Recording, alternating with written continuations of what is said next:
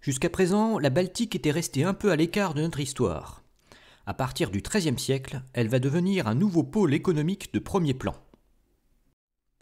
Commençons en 1154. Le Danemark s'est beaucoup affaibli depuis l'époque de Knut le Grand, mais l'arrivée du roi Valdemar sur le trône va permettre de redresser le pays. Il n'hésite pas à reconnaître la suzeraineté de l'empereur Frédéric Barberousse et l'aide même à mater les révoltes slaves. Mais en faisant ça, il augmente l'emprise du Danemark dans tout le secteur jusqu'en Poméranie.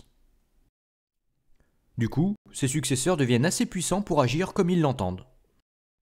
Valdemar II part conquérir l'Estonie en 1219, hors de portée du Saint-Empire, et le royaume atteint alors un nouvel apogée. Cependant, les féodaux du Saint-Empire se révoltent dès 1229 avec l'accord tacite de Frédéric II, qui craint la montée en puissance de son voisin. Finalement, le Danemark perd toutes ses conquêtes en terre impériale. L'expansion du Danemark vers l'Estonie motive la Suède à faire pareil. En 1229, les Suédois fondent une première ville en Finlande, qui va être peu à peu colonisée dans les années suivantes. Cela se fait essentiellement dans une optique de christianisation. Toute cette frange littorale est encore païenne, avec deux grandes zones, les peuples finno-ougriens au nord et les peuples baltes au sud. Ce sont les Allemands qui vont s'occuper de ces Baltes. Les chevaliers porte-glaives s'en font leur spécialité. Dans les années 1210, ils conquièrent la Livonie avec Riga comme siège épiscopal. On remarquera que ça correspond à la Lettonie actuelle. En parallèle, les chevaliers teutoniques amorcent leur conquête depuis le sud à partir de 1226. Comme les porte-glaives éprouvent de plus en plus de difficultés de leur côté, leur territoire est intégré dans l'État teutonique en 1236. Peu après, les raids des Mongols contribuent à dépeupler fortement le sud de la région. Ça va considérablement accélérer l'implantation des Allemands aux dépens des Baltes. Leur État donnera naissance à la Prusse.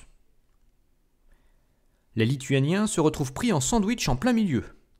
Un certain Mindaugas parvient alors à unir les tribus au sein d'un grand-duché en 1250. Il se convertit opportunément au christianisme pour couper l'herbe sous le pied de ses ennemis. Pour la Lituanie, c'est le début d'une formidable ascension. L'année 1250 marque aussi la fragmentation du Saint-Empire, qui favorise l'autonomie des villes.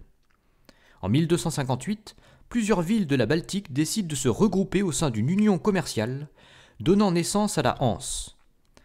Très vite, la Ligue hanséatique s'étend vers la Suède et l'État teutonique. Au XIVe siècle, la mer Baltique est devenue le paradis des marchands. En 1309, l'ordre teutonique profite des divisions au sein des Polonais pour conquérir la Pomérélie, complétant le corridor vers le Saint-Empire. Les Teutoniques terminent leur expansion en 1347 par l'achat de l'Estonie au Danemark. À cette époque, la Baltique est pratiquement devenue un lac germanique. La prospérité des villes de la Hanse montre que l'union fait la force. En 1397, le Danemark, la Suède et la Norvège décident de se choisir le même roi. C'est le début de l'union de Kalmar qui rassemble les trois royaumes entre les mains d'un seul monarque. En dépit des rivalités entre le Danemark et la Suède, elle va réussir à se maintenir pendant 125 ans.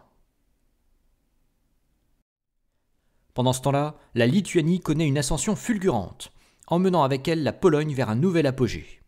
C'est ce qu'on verra dans le prochain épisode.